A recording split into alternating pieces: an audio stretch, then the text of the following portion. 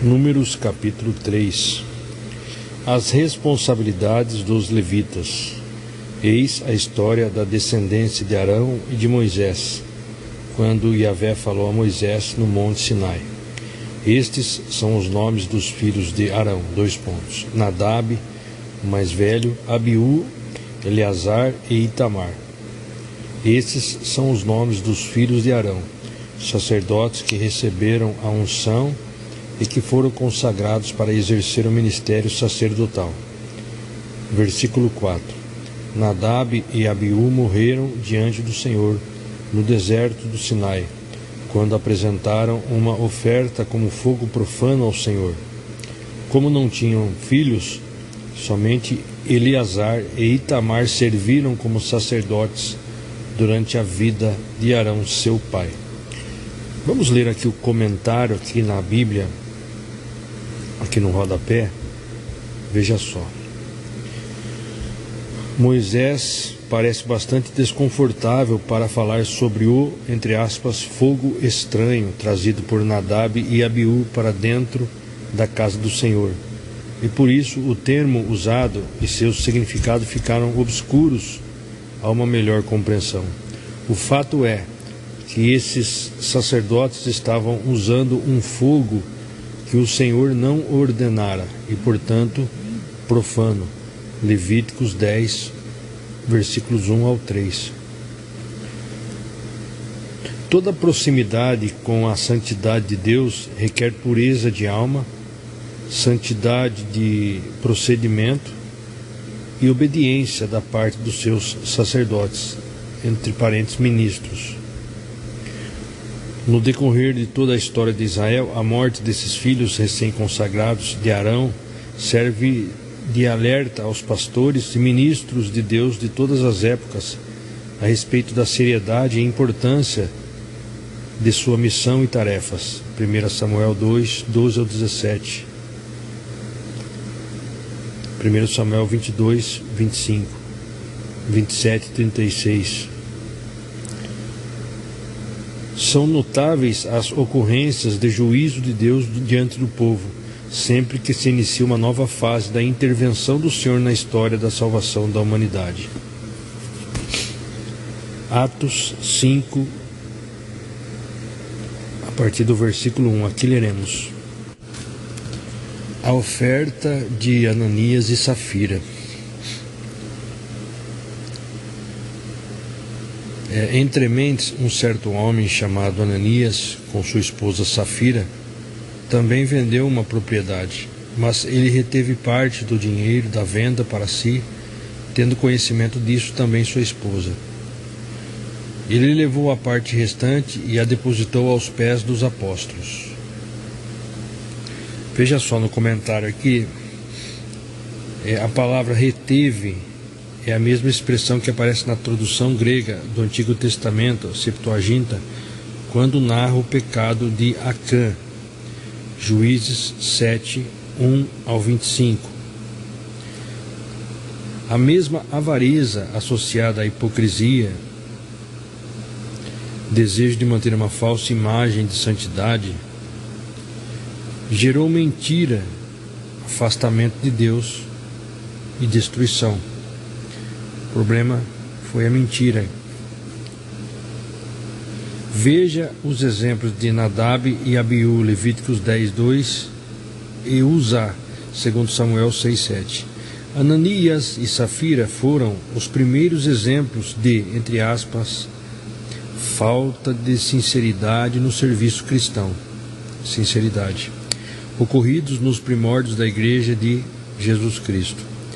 Essa terrível experiência demonstrou à Igreja informação que de Deus não se zomba. Gálatas 6, 7. Um grande contraste em relação ao bom exemplo de José Barnabé,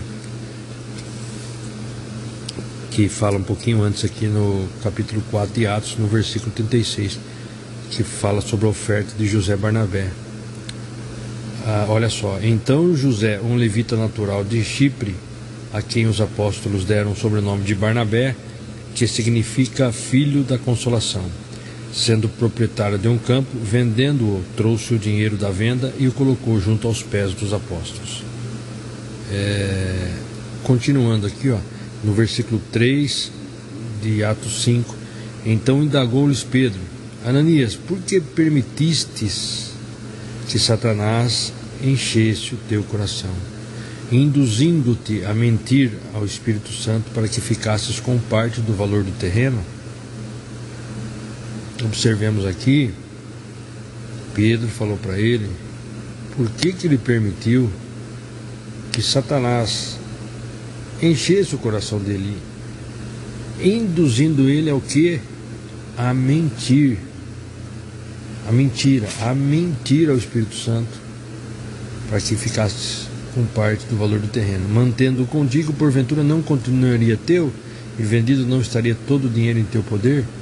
Como pudestes permitir que tais ideias dominassem tua vontade? Não foi a homens que mentiste, mas contra Deus. Ao ouvir esta ademoestação, Ananias caiu morto.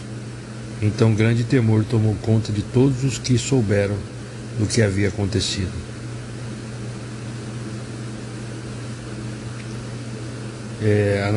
Ananias ali morreu na hora. Então hoje, quem continua vivendo uma vida no pecado e mentindo, também morre, e morre a segunda vez, que é a morte eterna, a morte espiritual. É muito sério.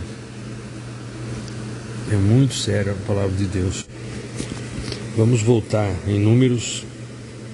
Nós paramos no versículo 4. Agora vamos continuar a partir do versículo 5. Só recapitulando aqui. Toda proximidade com a santidade de Deus requer pureza de alma. 3 coisas: pureza de alma, santidade de procedimento e obediência da parte dos cristãos sinceros. Para nos aproximarmos da santidade de Deus, 3 coisas requer da gente: primeiro, pureza na alma, santidade de procedimento, segundo lugar, e terceiro lugar, a obediência da palavra de Deus, obediência aos preceitos de Jesus. Versículo 5, continuando. Então Yahvé disse a Moisés, faze chegar a tribo de Levi e coloca à disposição de Arão, o sacerdote. Eles estarão a seu serviço. Encarregar-se-ão dos deveres que lhes cabem, bem como dos deveres de toda a comunidade, na tenda do encontro, ao ministrarem no tabernáculo a habitação. Cuidarão de todos os utensílios da tenda do encontro, e encarregar-se-ão daquilo que compete aos filhos de Israel, ao ministrarem no tabernáculo. Darás, pois, os levitas como servos a Arão e a seus filhos, eles lhes serão doados pelos filhos de Israel. Versículo 10. Designarás Arão e seus filhos, e eles desempenharão o ofício sacerdotal. Porém, todo profano que se aproximar será condenado à morte, sumariamente. A eleição dos levitas. Versículo 11. Yahvé falou mais a Moisés e disse, Vede que eu mesmo escolhi os levitas do meio dos filhos de Israel, em lugar de todos os primogênitos, aqueles que entre os filhos de Israel abrem a madre, portanto, os levitas são meus. Versículo 13. Assim todo primogênito me pertence. No dia em que feri de morte todos os primogênitos na terra do Egito, consagrei a mim todos os primogênitos em Israel, tanto os dos homens como os dos animais. Eles me pertencem. Eu sou Yahvé. Na Bíblia Almeida Revista Corrigida, esse mesmo versículo, que é o 13, está escrito assim: Porque todo o primogênito meu é, desde o dia em que feri a todo o primogênito na terra do Egito, santifiquei para mim todo o primogênito em Israel, desde o homem até o animal, meus serão, eu sou o Senhor. Vamos abrir em Lucas, capítulo 2, versículo 23, está escrito: Assim como está escrito na lei do Senhor, todo primogênito nascido do sexo masculino deverá ser dedicado ao Senhor. Também um sacrifício deveria ser oferecido, como proclama a lei do Senhor: 2 rolinhas ou 2 pombinhos. Veja só o comentário aqui. Belém distava de Jerusalém cerca de 10 quilômetros. Todos os primogênitos dos seres humanos e dos animais deviam, pela lei, serem consagrados ao Senhor, serem dedicados ao Senhor. Os animais eram sacrificados, pois somente o sangue e a morte dos inocentes podia pagar o preço dos pecados humanos. Agora veja só.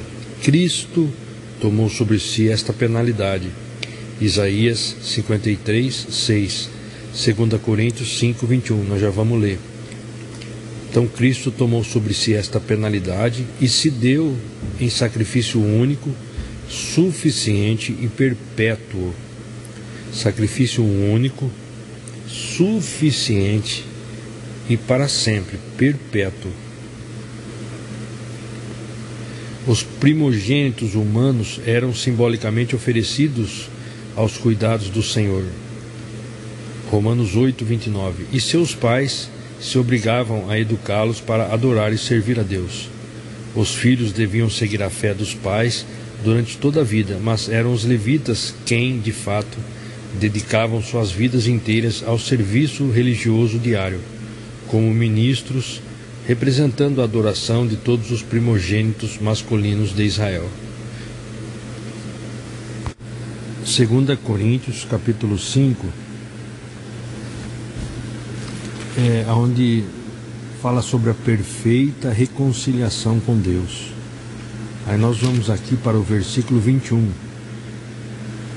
Deus fez daquele que não tinha pecado algum a oferta por todos os nossos pecados, a fim de que nele nos tornássemos justiça de Deus. Vamos ler o comentário aqui no rodapé. Deus se fez humano em Cristo e se identificou com o pecado da raça humana sem pecar, como única forma legal de cumprir toda a lei e redimir todo aquele que crê nesse último, suficiente e eterno sacrifício vicário, Jesus na cruz do Calvário. Isaías 53, 6, João 20, 21, já vamos ler. Essa é a lógica do Evangelho, O único homem, que é Jesus, completamente justo, que é Jesus, tomou sobre si nosso pecado e suportou o castigo que nós merecíamos. Desta maneira, nos outorgou sua justiça e, por intermédio dela, a plena reconciliação com Deus. 1 Coríntios 1:30. Vamos abrir em João 20, onde vai falar sobre Cristo abençoa com seu Espírito. Versículo 21 de João 20. E Jesus lhe disse mais uma vez, a paz seja convosco, assim como o Pai me enviou, eu também vos envio. E tendo dito isso, soprou sobre eles e disse-lhes, recebei o Espírito Santo. Aqueles a quem perdoardes os pecados, ser-lhe-ão perdoados. Aqueles aos quais mantiverdes, ser-lhe-ão mantidos. Vamos ler também 1 Coríntios 1:30, onde nos ensina que somos de Deus em Cristo. Portanto, vós sois dele, em Cristo Jesus, o qual se tornou para nós sabedoria da parte de Deus, justiça, santificação e redenção.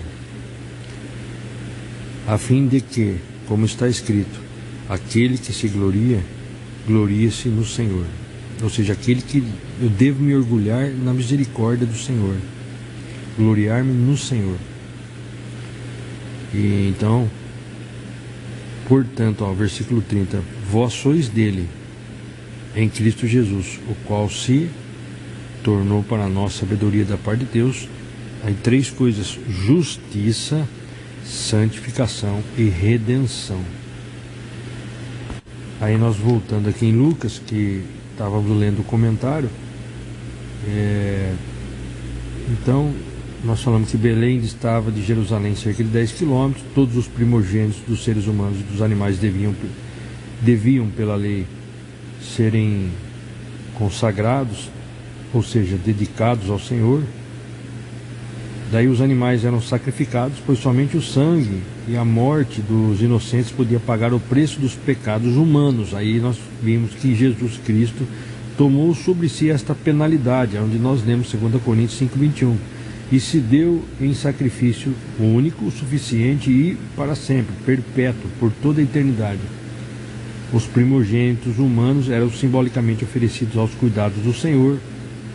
Romanos 8:29, aqui leremos: portanto, aqueles que antecipadamente conheceu, também os predestinou para serem semelhantes à imagem do seu Filho, a fim de que ele seja o primogênito entre muitos irmãos, a fim de que ele aqui, Jesus, o primogênito entre muitos irmãos.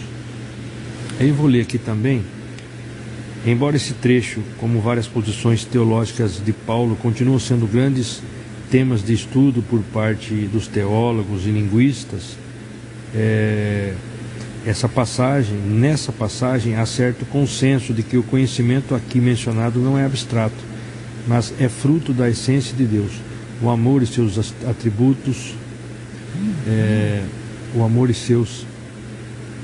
atributos,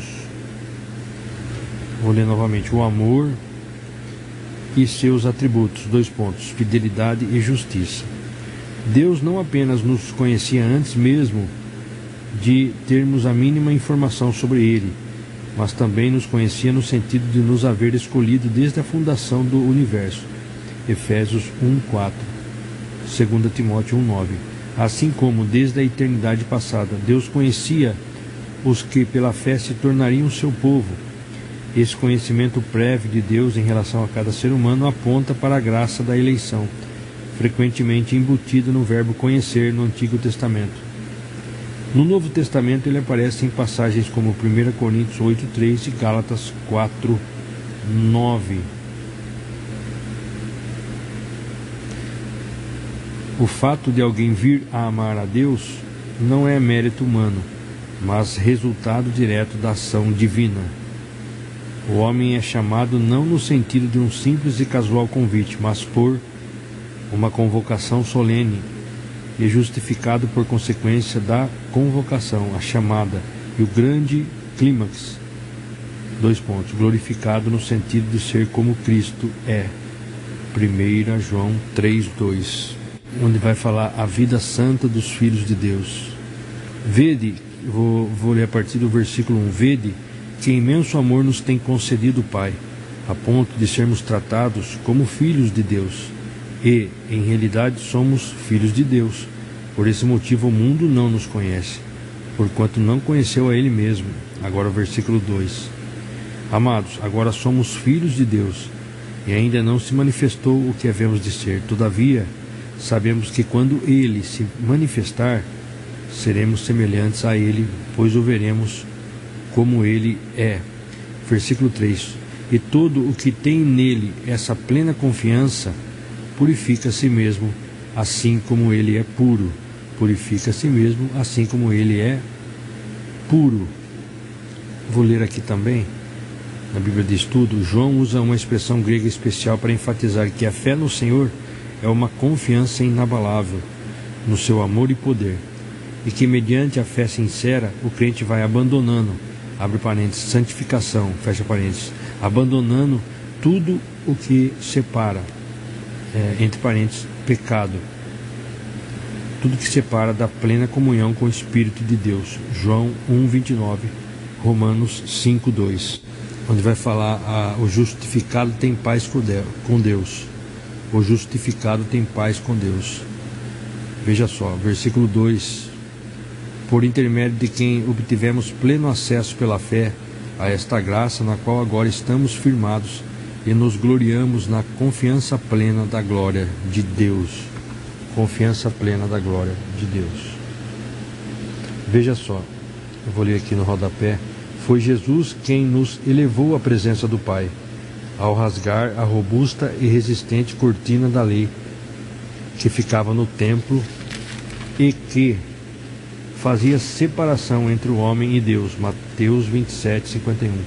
O cristão recebe em seu coração, pelo Espírito Santo, a, entre aspas, esperança revestida de certeza absoluta. Recebe a esperança revestida da certeza absoluta de que o propósito para o qual o Senhor o criou será perfeitamente realizado. A confiança ou a esperança com certeza em Deus não confunde e jamais nos decepcionará, como é comum ocorrer nos relacionamentos com as pessoas.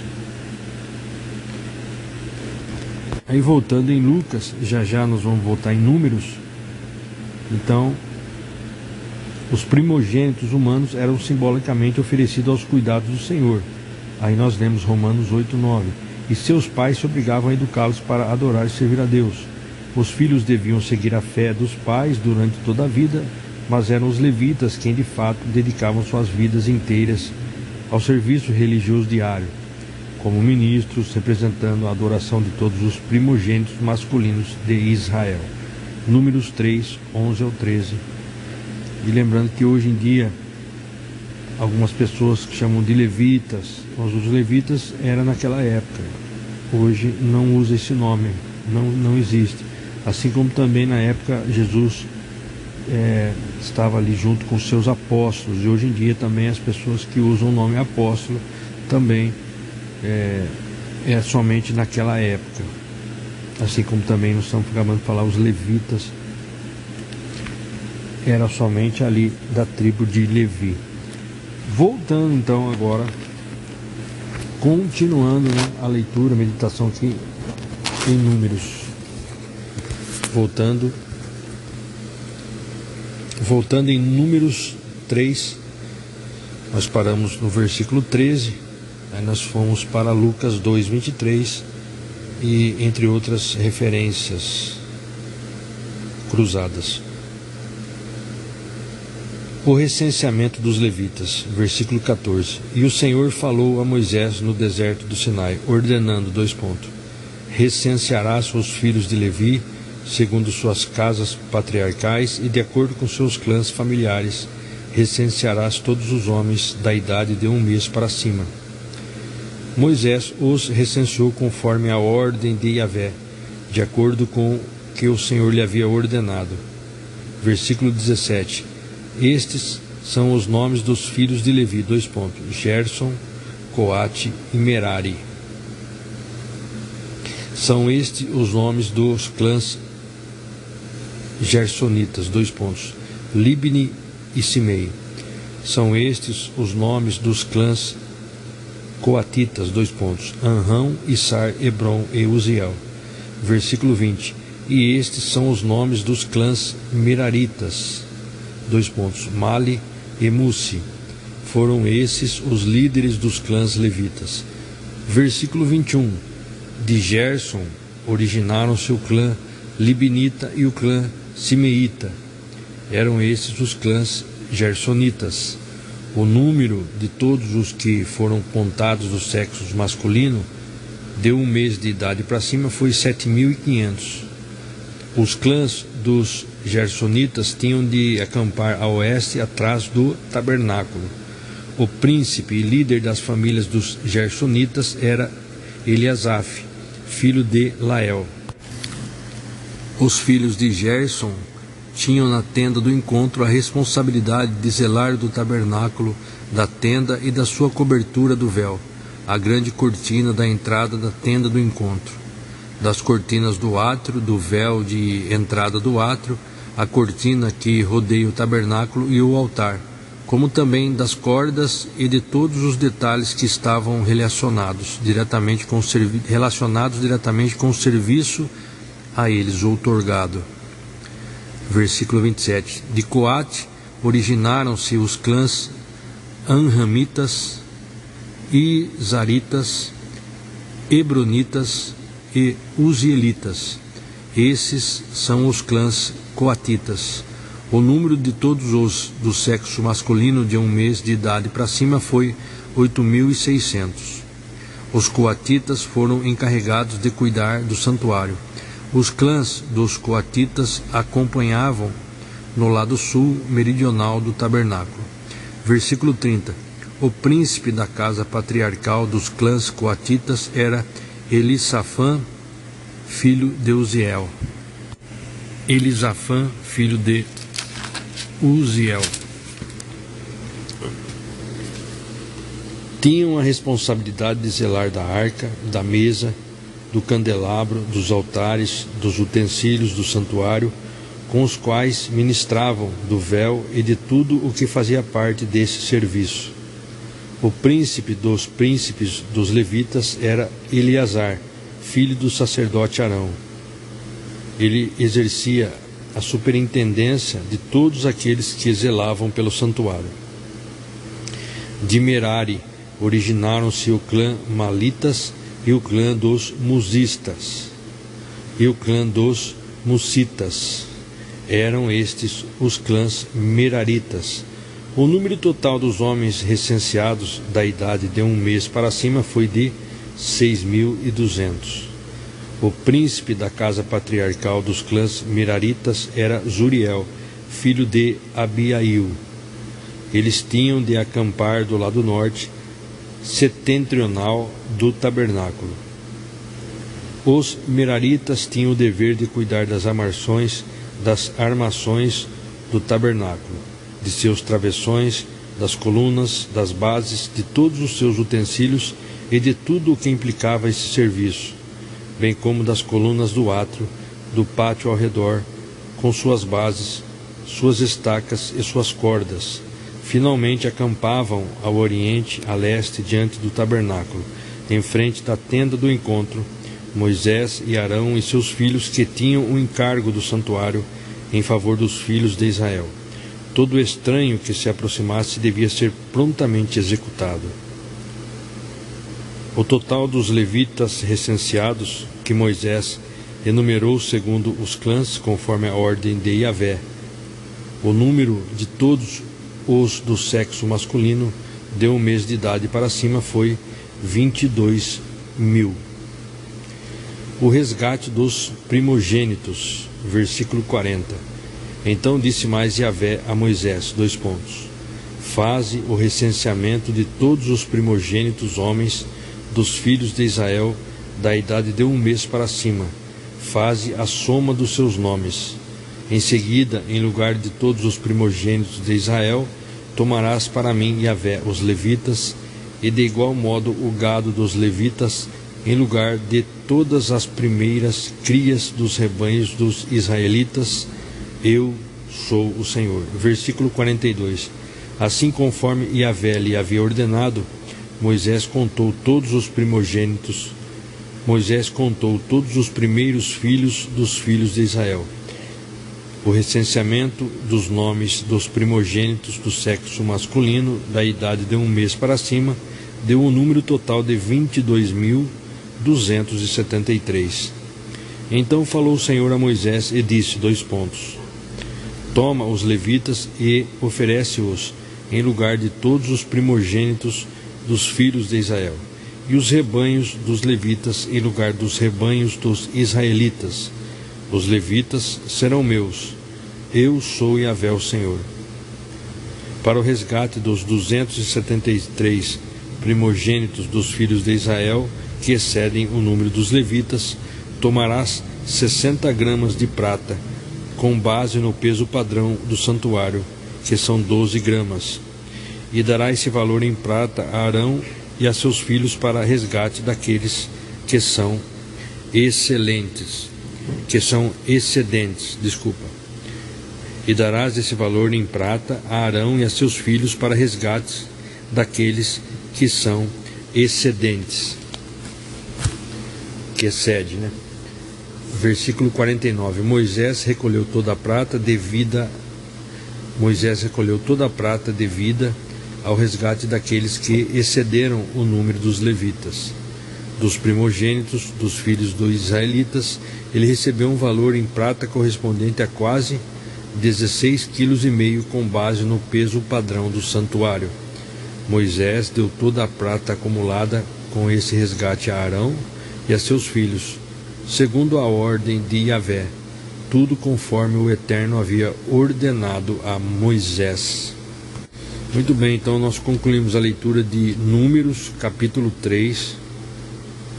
Também lemos alguns versículos do Novo Testamento. Todas as nossas dúvidas nós encontramos a resposta aqui na palavra de Deus. Jesus é a palavra de Deus em ação. Jesus é o verbo, Jesus é a palavra. Onde a gente quer buscar encontrar Jesus é aqui na palavra de Deus. Por isso nós somos instruídos a lermos e aplicarmos em nossa vida a palavra de Deus.